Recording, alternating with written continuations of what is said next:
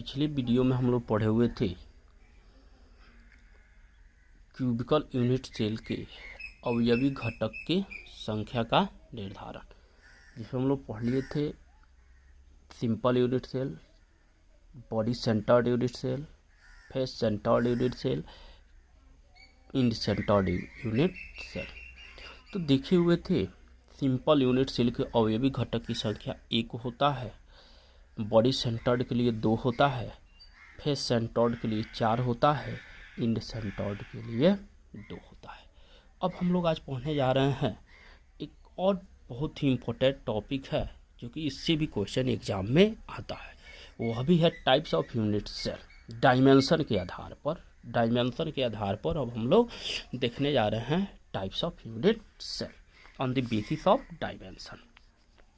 तो types of unit cell क्या है बाबू? Types of unit cell. Types of unit cell, there are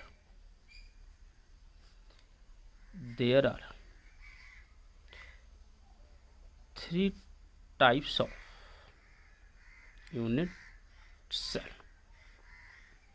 पहला है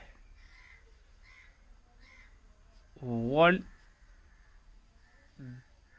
dimension unit cell, 1D unit cell, 1D unit cell. दूसरा का है 2 dimension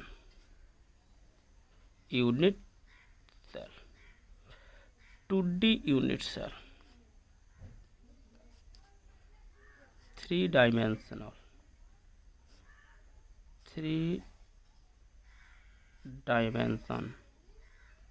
unit cell, 3D unit cell. चलिए, 1 dimension unit cell, 2 dimension unit cell, 3 dimension unit cell, एक एक करके हम परिभाषित कर रहे हैं। पहला है 1 dimension unit cell. 1 dimension 1D 1 dimension unit cell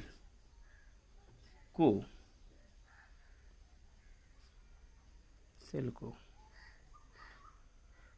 परिभाषित करने के लिए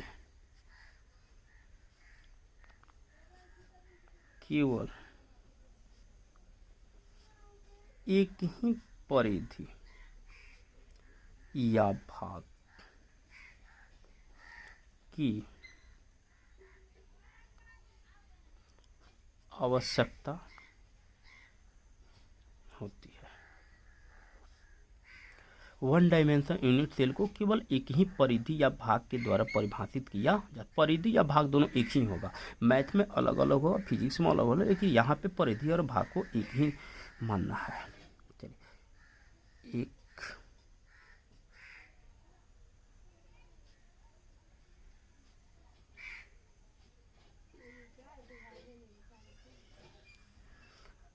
परिधि देखें, परिधि या भाग इक्वल टू 1। अब देखिए, इसको लेंथ माने, अच्छा ब्रेथ में, लंबाई माने या चौड़ाई माने, इसमें कोई थीटा नहीं बनेगा। 2 डायमेंशनल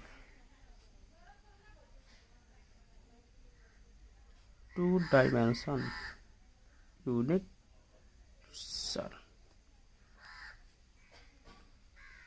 2D यूनिट सेल को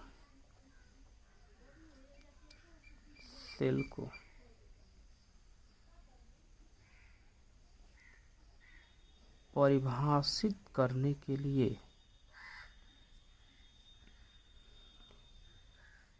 3 परिधि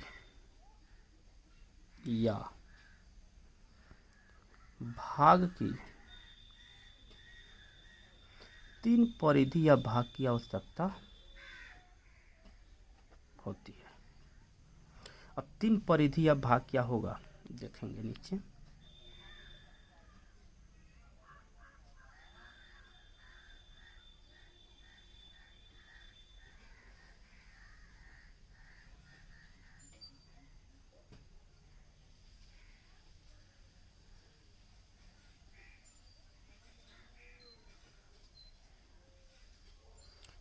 देखिएगा इसमें क्या होगा, लेंथ और ब्रेथ, लंबाई भी होगा, चौड़ाई भी होगा, और यहाँ पे एंगल थीटा भी बन रहा है।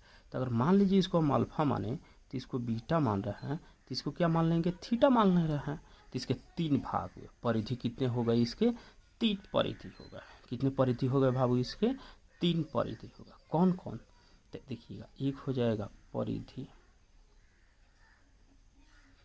या भाग, परिधि या भाग इसके कितने हो गए, 3। कौन कौन हो गए, तो अब देखिए कौन कौन होगा, एक अल्फा होगा, एक बीटा होगा, और एक क्या हो जाएगा, थीटा। यानी देखिए इसमें लंबाई भी है, चौड़ाई भी है, और क्या है बाबू इसमें एंगल थीटा भी बन रहा है। तो या आप ऐसे ही बोलते हैं लंबाई है, ऊंचाई है, वहीं चौड़ाई को ऊंचाई मानना है, और यहाँ पे क्या बन जा रहा है, एक एंगल थीटा बन जा रहा है। तो इसके 3 परिधि हो गए। 1 डायमेंशन के केवल एक ही भाग होगा, या तो आप अल्फा मान लीजिए नहीं तो बीटा मान लीजिए, लेकिन इसमें कोई थीटा एंगल नहीं बनेगा। लेकिन 2 डायमेंशन में देखिएगा कि ये हम अल्फा होगा, बीटा होगा, और ये क्या बन जाएगा, थीटा बन जाएगा। चलिए अब इसी तरह से 3 डायमेंशन है, तो 3 डायमेंशन यूनिट सेल को परिभाषित करने अब हमको 6 पार्ट चाहिए। कितने पार्ट चाहिए, 6 पार्ट। तो अगले वीडियो में हम लोग इसको देखेंगे।